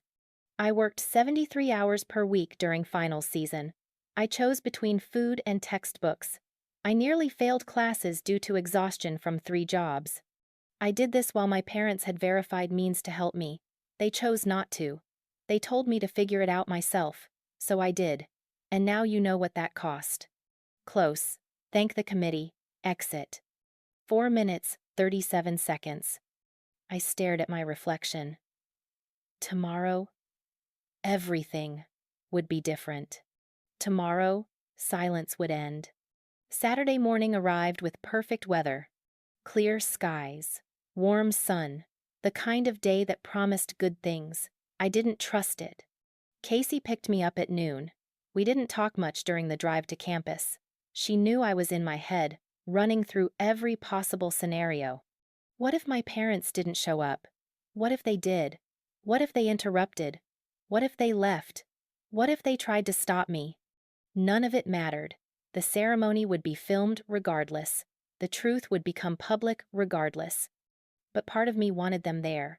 Wanted them to sit in those chairs and hear every word and feel every number land like a punch. We arrived at Statler Auditorium at 1:15 p.m., 45 minutes early. I checked in with Dean Morrison's assistant, confirmed my slides were loaded correctly, did a sound check at the podium. The auditorium was beautiful. Capacity, 380. Theater-style seating, burgundy chairs, stage with professional lighting. A screen behind the podium for presentations. This wasn't some small departmental event. This was university level, formal, important. People started arriving at 1:30. Faculty members in academic regalia, students who'd been nominated but not selected, families, friends. The auditorium filled steadily. I stood backstage, watching through the curtain gap. Row J. Seats 12 to 15. That's where family members were supposed to sit. The invitation had specified. I'd checked the seating chart. At 1:47, Riley walked in. She was alone, wearing a navy dress, hair pulled back, face serious. She found row J, sat in seat 14, put her purse in seat 13, saving it. My chest tightened. She'd come. She was actually here. At 1:53, my parents arrived. I saw them before they saw Riley. Dad in a suit, Mom in a cream-colored dress, both of them looking around like they owned the place. Comfortable, confident, completely unaware of what was about to happen. Riley stood, waved them over. They saw her, smiled, made their way to row J. Dad sat in seat 13, Mom in seat 12, Riley in seat 14. Seat 15 stayed empty. They were here. All 3 of them. Front section. Clear view of the stage. Perfect. Casey appeared at my elbow. They showed up. Yeah. You ready? I looked at my parents. Dad was checking his phone. Mom was chatting with the woman next to her, animated, smiling. They had no idea, no clue what was coming. I'm ready. The ceremony began at 2:03 p.m. Dean Morrison welcomed everyone. Explained the Tanner Award's significance established in 1987, given annually to students who demonstrated exceptional resilience in financing their education without family support. Previous recipients had gone on to impressive careers. The award included a $10,000 scholarship and permanent recognition. 12 students had been nominated this year. All of them were acknowledged. All of them stood for applause. Then Dean Morrison said the words I'd been waiting for. This year's recipient demonstrated extraordinary perseverance while maintaining academic excellence. Working multiple jobs, taking on significant debt, and overcoming systematic lack of family financial support, this student graduated with honors from one of the nation's most demanding institutions. Please join me in congratulating this year's Tanner Independence Award recipient, Jordan Hayes. Applause erupted. I stood from my seat in the front row, walked up the stage steps, shook Dean Morrison's hand, accepted the award plaque heavy, engraved, real. I turned to face the audience. 380 people. All watching. All waiting. I found my parents in row J. Dad was clapping politely. Mom was smiling, that practiced proud parent smile. Riley was staring at me with something that looked like fear and support mixed together. I stepped to the podium, set down the plaque, pulled the USB drive from my pocket, inserted it into the laptop. The screen behind me illuminated. Title slide. The cost of figure it out yourself. I heard Mom's sharp intake of breath from row J. She'd seen the title. I looked directly at my parents, waited for the room to go completely silent. And then I began. Thank you, Dean Morrison. And thank you to the Tanner Award Committee. My voice is steady, calm. I practiced this. I'm ready. The Tanner Independence Award honors students who finance their education without family support. I am honored to receive this recognition. I pause. Let that word land. Without family support. I am also here to tell you what without family support actually meant. I click to slide 1. 2 acceptance letters appear on the screen behind me. Cornell, Arizona State, both dated 4 years ago. Both addressed to Hayes twins. My twin sister Riley and I both received college acceptance letters 4 years ago. Same day, same morning, same family, 2 daughters, 2 futures. I gesture to Riley in the audience. She's frozen. Dad's looking at the screen now, confused, beginning to understand. But our paths diverged immediately. Not because of our choices, because of our parents' choices. Click, slide 2. Split screen, left side. Riley's tuition portal, paid in full, stamped across all 8 semesters. Right side, my loan summary, $94,000 in red numbers. The audience gasps. I hear it ripple through the room. My parents paid Riley's full tuition at Arizona State. $120,000 over 4 years. Paid in full. Every semester. Every fee. Riley graduated with 0 debt. I pause. Look directly at row J. They contributed $0 to my Cornell education. Another gasp. Louder. I see people turning to look at my parents. Dad's face is going red. Mom's mouth is open. I graduated 3 weeks ago with $94,000 in federal student loans. Maximum amounts. Every year. Because I had no other option. Click. Slide 3. The FAFSA form fills the screen. I've highlighted the key line in yellow. Expected family contribution, $47,000, $52,800. According to federal financial aid calculations based on my parents' verified tax returns and asset statements that they signed under penalty of perjury, they had the ability to contribute $47,000 to $52,000 per year to my education. I let that number sit. Let people do the math. Over 4 years, that's $199,300. The federal government verified they had this capability. Verified they had $189,000 in liquid assets. Someone in the back says, "What the hell?" loud enough to hear. They chose to contribute nothing to me, while fully funding my twin sister. Dad stands up. "Jordan, this is inappropriate." "Sit down, sir." Dean Morrison's voice cuts through. "Miss Hayes has the floor." Dad sits, but his face is purple now. Mom is crying. Riley is staring at her lap. I'm not done. Click. Slide 4. Split screen again. Left. Riley's Instagram post. The MacBook Pro unboxing. Date visible. Right. My bank statement. Dave's Electronics. $200. Date 2 days earlier. While I purchased a $200 used laptop with a cracked screen, my parents bought my sister a $2,400 MacBook Pro, 2 days apart. November 17th and November 19th, 3 years ago. I click again. Different split screen. Left. My bank statement. Street Mary's Hospital Payment Plan. $350. Repeating for months. Right. Riley's study abroad announcement post. Barcelona bound. Thanks, Mom and Dad. While I made $350 monthly payments on an emergency appendicitis surgery they refused to help with, they spent $18,000 on my sister's study abroad semester. Same spring, same family, different daughters. The room is completely silent now, except for Mom's crying. People are staring at my parents. I see phones out. People are filming this. Good. Let them film. Let this be permanent. Click. Slide 5. Dad's email fills the screen. The whole thing. His words in 14-point font for everyone to read. Jordan, your mother and I have discussed this. We believe it's important for you to have independence and learn financial responsibility. Taking on loans is a normal part of the college experience. We're focusing our resources on helping Riley get established, since she needs more support. You've always been the independent one. Trust that we know what's best. Dad. I read it aloud. Every word. My voice doesn't shake. When I asked for help freshman year, just $5,000 to reduce my loan burden, my father sent this email.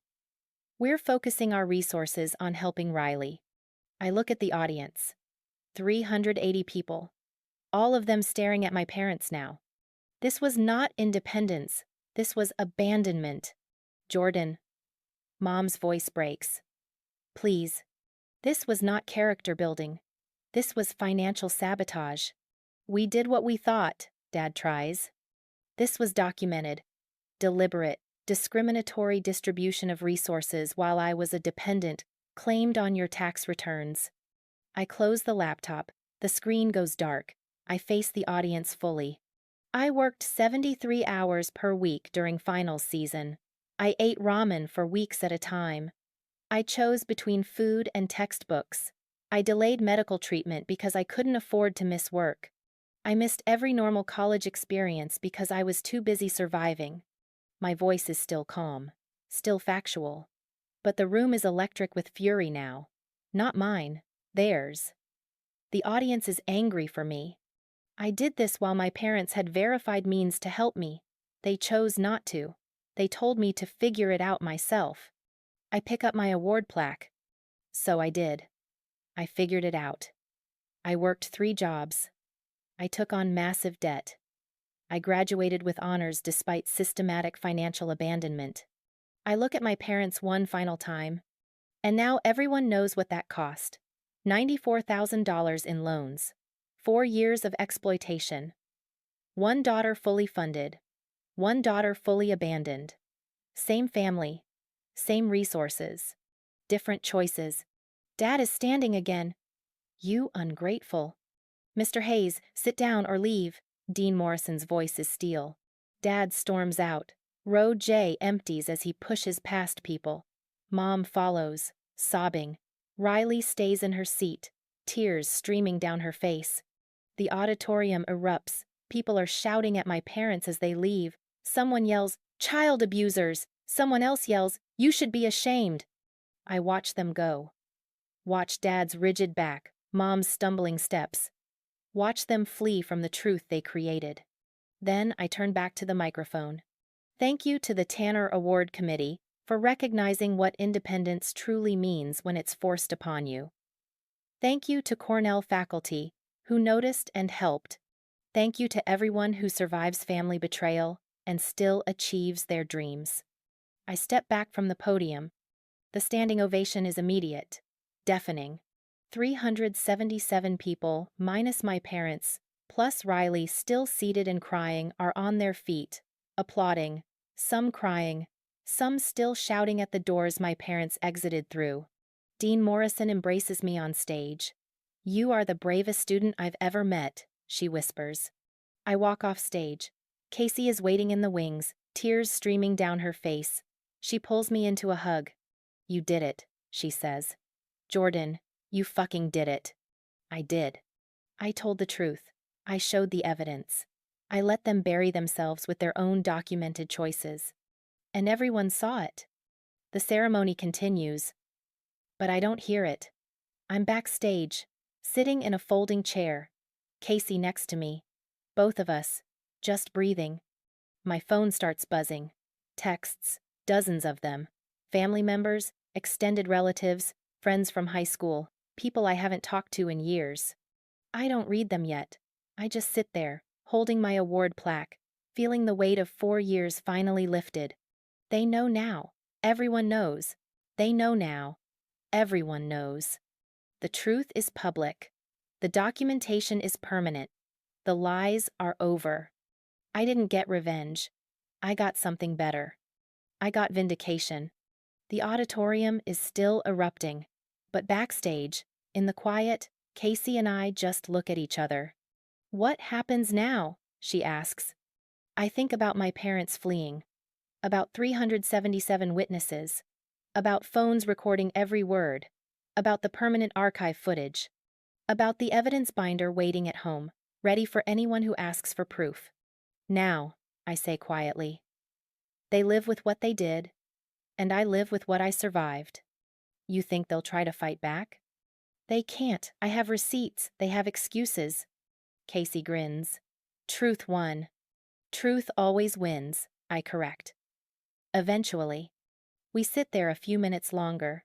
Then Dean Morrison comes backstage. "Jordan, there are about 40 people who want to speak with you. Faculty, students, some reporters. Are you up for it?" I stand, smooth my dress, pick up my plaque. I'm up for it, because I'm done hiding, done being silent, done pretending their choices didn't hurt me. The truth is out now, and I'm finally free.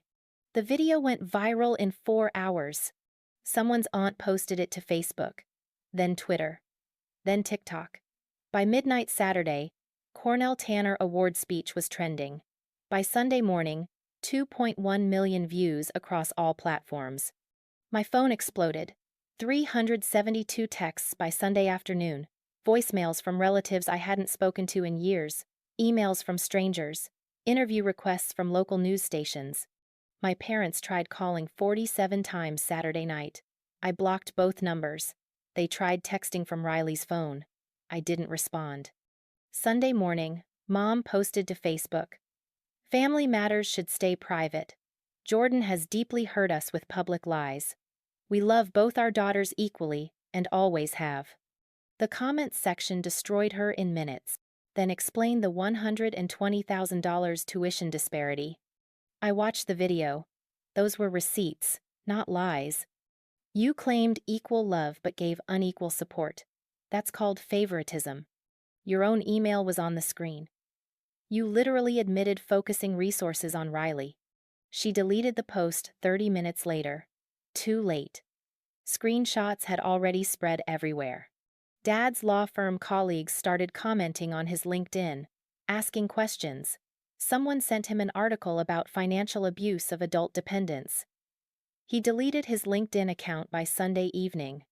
Their church friends called, not to support them, to ask if the speech was accurate. When my parents tried to deny it, 3 different people said they'd watched the video and seen the documentation. By Monday morning, my parents' social circles had fractured. Half believed the evidence. The other half quietly distanced themselves from the controversy entirely. Riley called Sunday night. "Jordan, they're trying to make me say you lied. I told them I won't. I told them everything you said was true. Thank you. They're furious with me now too. I think I need to move out." "Good," I said. "You should have moved out years ago." She did. By Tuesday, Riley had moved in with our cousin Emma. Sent me a photo of her new room. Texted, "First time paying my own rent. It's terrifying. But I think I'm starting to understand what you lived through." I didn't respond. Understanding was a start. But 4 years too late. Attorney Rebecca West called Monday afternoon.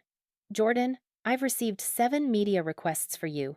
CNN, local ABC affiliate, 2 podcasts, and 3 print journalists. Do you want to do interviews?" "No," the speech said everything. "Anyone who wants details can watch the video." "Smart. Let the documentation speak. You've done enough." She paused. "Also, your parents hired an attorney, Gerald Hoffman. He sent a cease and desist letter threatening defamation charges." My stomach dropped. Can they do that? They can threaten. They can't win. "Everything you said was true and documented. I sent Hoffman a response with your evidence binder attached. He called me an hour later and said he's advising your parents not to pursue legal action." "Why?" "Because discovery would require them to produce all financial records, which would prove everything you said. Also, the video has 2 million views. Suing you would just amplify the story. They've lost, Jordan. They just don't want to admit it." I exhaled. "So it's over? Legally? Yes. Socially? That's going to take longer. But you're safe. You told the truth. You have proof. They have nothing." By Wednesday, I stopped checking my phone every 5 minutes. The story was still spreading, but I'd said everything I needed to say. The truth was out. Permanent, documented, undeniable. And I could finally breathe. The legal aftermath took 6 months to fully resolve.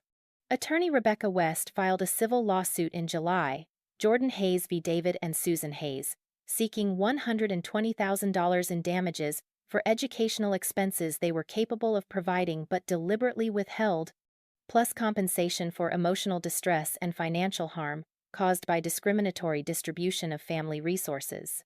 My parents' attorney, Gerald Hoffman, tried to get it dismissed, argued that parents have no legal obligation to pay for college, that family financial decisions are protected parental discretion. But Rebecca had built the case brilliantly. This wasn't about forcing parents to pay for college. This was about discriminatory treatment of dependents while claiming them on tax returns and certifying financial capability on federal forms. It was about documented intent to financially harm one child while supporting another identically situated child. The judge allowed the case to proceed to discovery. That's when my parents realized they'd lost. Discovery meant producing every bank statement, every tax return, every financial document from the past 4 years. It meant depositions under oath. It meant their spending on Riley versus their spending on me would be laid out in official court records. It meant the evidence I'd shown at the Tanner ceremony would become legal record. Their attorney called Rebecca in September.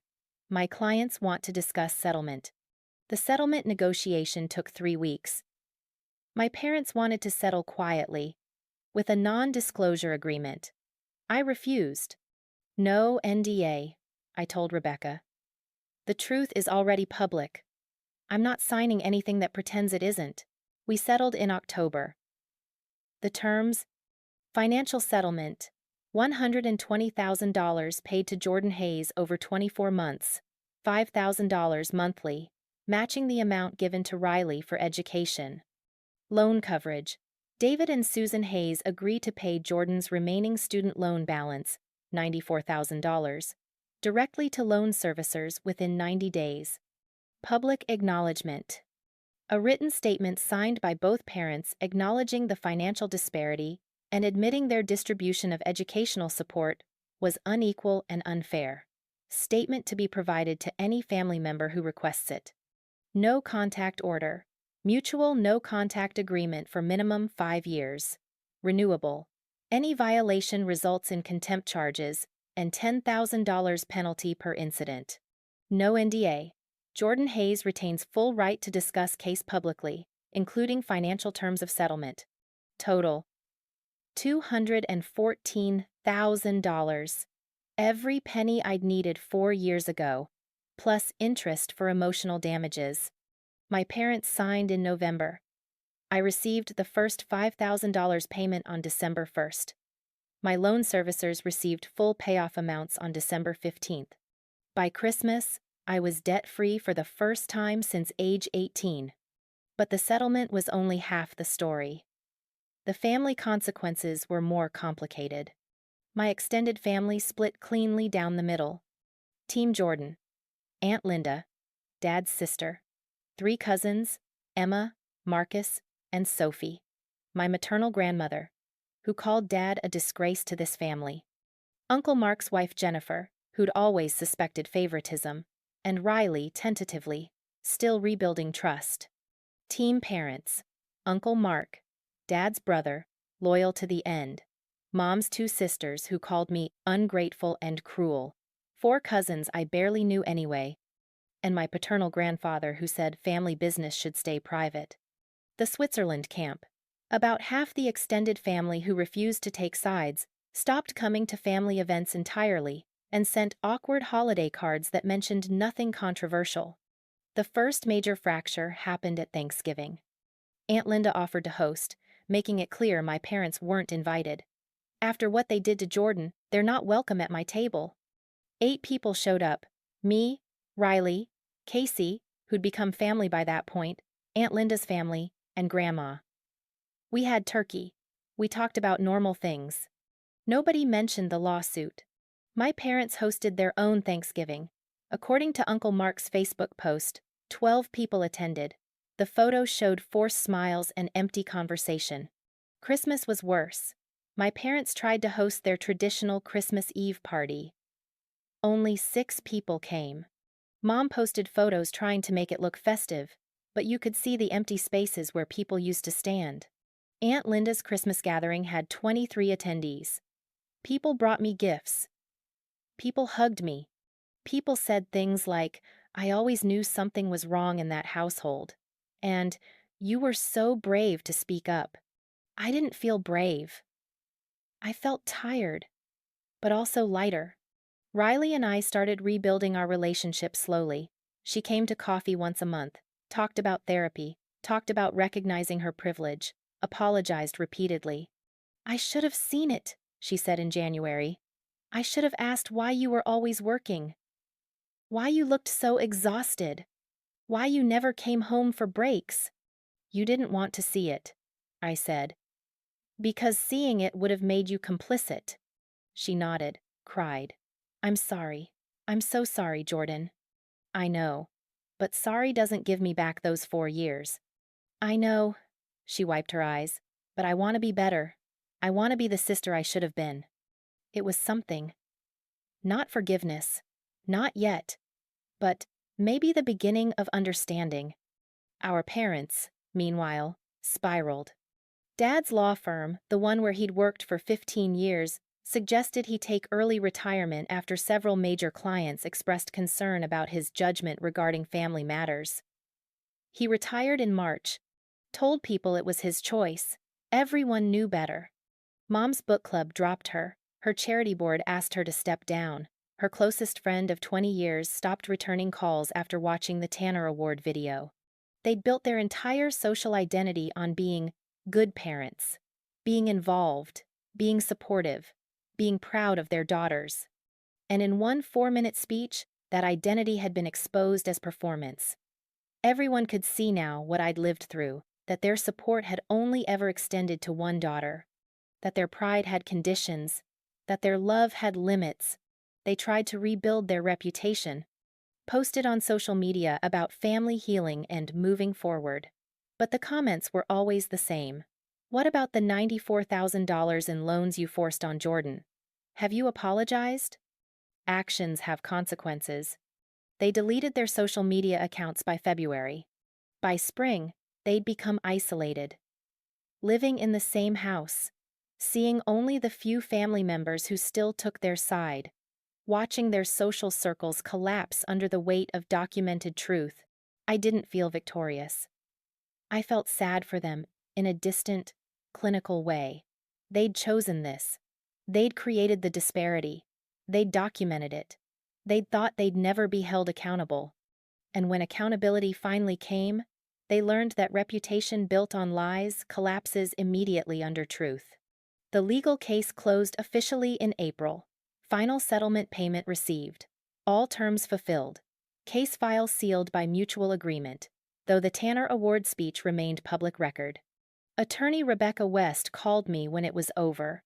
"Jordan, in 23 years of practice, this is the most satisfying case I've ever worked. Your parents thought they could get away with financial abuse because it's not traditionally prosecuted. You proved them wrong. I just wanted the truth out. You got that. And justice. And $214,000. And your freedom from debt.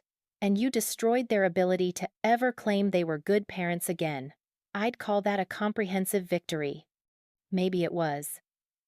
But victory felt quieter than I'd expected. It felt like finally putting down something heavy I'd been carrying for years. Relief, exhaustion, peace, and space to finally build a life that was mine. 3 years have passed since that ceremony.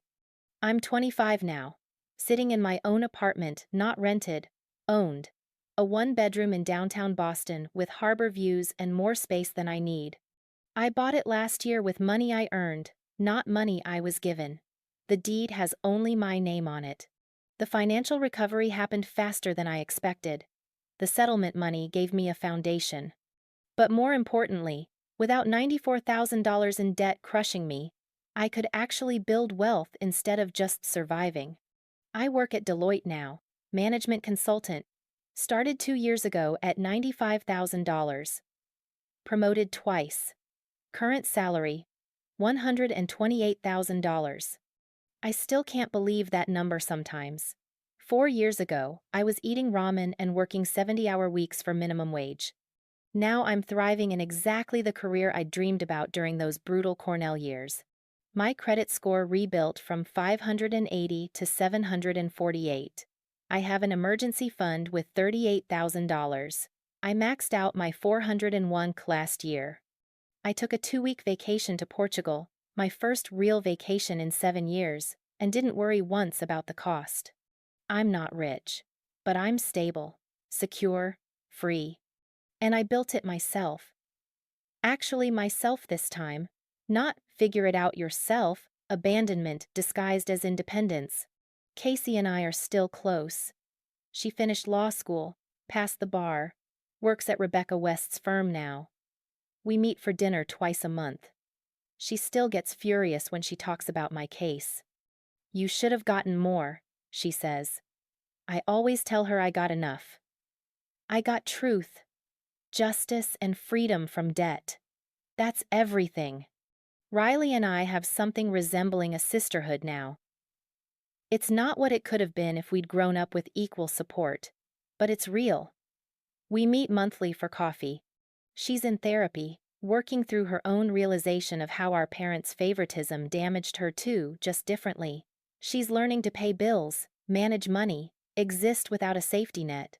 It's terrifying, she told me last month, but also freeing.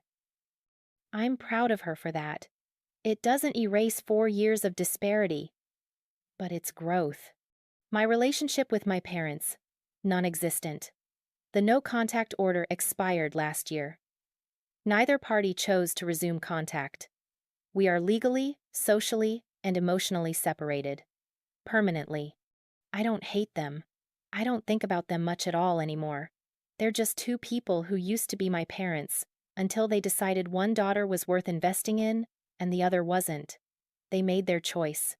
I survived it. We're done. According to Riley, they're still together, Still isolated. Dad never found new work. Mom never rebuilt her social circle. They've become the cautionary tale in our extended family. What happens when you play favorites so blatantly that even your enablers can't defend you anymore? I don't feel victorious about their isolation. I just feel done. Their consequences are theirs to live with. I have my own life to build.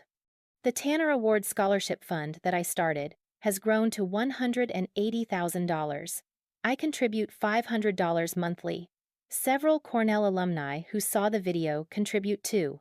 Last year, we gave 5 students $10,000 each, students who were financing their education alone because their families had means but chose not to help. I hand out those scholarships personally. I meet these students and I see myself 4 years ago. Exhausted, working too many jobs, choosing between food and textbooks, wondering if they'll survive. And I get to tell them, you will. You'll survive. You'll thrive. And someday, you'll be free. That's the part that makes everything worth it. Not the settlement money, not my parents' destroyed reputation, not even my own financial recovery. It's knowing that other students won't feel as alone as I did, that they'll have support, even if it's not from family, that they'll know their struggle is real, is valid, is worth acknowledging. Last week, I was invited back to Cornell to speak at this year's Tanner Award ceremony. Different student, different story, but the same theme: resilience in the face of family abandonment. I stood in Statler Auditorium again. Same stage, same seats, but this time, I wasn't the one receiving the award. I was the one presenting it. I looked at row J, seats 12 to 14. They were occupied by a student's supportive aunt and 2 cousins. Family who showed up, family who cared, family who chose the student over pride. And I thought about 3 years ago. 4 empty chairs that became the catalyst for everything that followed. Those empty chairs gave me clarity. They showed me that some relationships are performances, not partnerships. They taught me that absence can be as revealing as presence. They freed me to finally tell the truth I'd been living. I don't wish my parents had shown up that day anymore. If they had, I might have stayed silent, might have kept pretending, might have continued accepting their version of reality. Their absence forced me to choose: keep performing for them, or start living for myself. I chose myself, and I've never regretted it. After the ceremony last week, a student approached me. Sophomore, working 3 jobs. Parents have money but refuse to help. They say I need to learn responsibility, she said, voice shaking. But my brother's tuition is paid in full. I gave her my number, connected her with attorney Rebecca West, told her to document everything, reminded her that she's not crazy, not ungrateful, not oversensitive. She's surviving abuse disguised as parenting. She cried and hugged me. Thank you for speaking up. Thank you for showing me I'm not alone. That's what the last 3 years have taught me. Speaking truth even when it's hard, even when it costs relationships, even when it's terrifying, creates space for others to speak their truth too. I didn't just free myself. I freed every student who watched that video and recognized their own story. Every family member who'd suspected favoritism but never had language for it. Every person who'd been told to figure it out yourself when help was available but withheld. My parents tried to break me with neglect. Instead, they built someone who doesn't need them. Someone who survived their worst and became stronger for it. I'm 25, debt-free, financially stable, emotionally healing, building a life they never supported but can never take away. And every morning, I wake up in my Harborview apartment, make coffee, and feel something I never felt during those Cornell years: peace. Not because I got revenge, not because they were punished, not even because I won the settlement. Because I'm free. Free from debt. Free from their narrative. Free from pretending their choices didn't hurt me. Free to finally live the life I earned. And that's worth more than any settlement could ever be. Some families support their children equally, some don't. Mine chose favoritism, So blatant, so documented, so deliberate that even strangers could see the cruelty. But I survived it. And in surviving, I learned that the truth doesn't need embellishment. It just needs documentation and courage. If you're the unfavorite child, the one working 3 jobs while your sibling gets help, the one told to figure it out while resources flow elsewhere, you're not imagining it, your experience is real. Your pain is valid, and you deserve better. Document everything. Tell your truth when you're ready. And remember, their choices reflect them, not you. I'm Jordan Hayes. I figured it out myself because I had no other choice. But I wish I hadn't had to. This is Achiever Betrayed,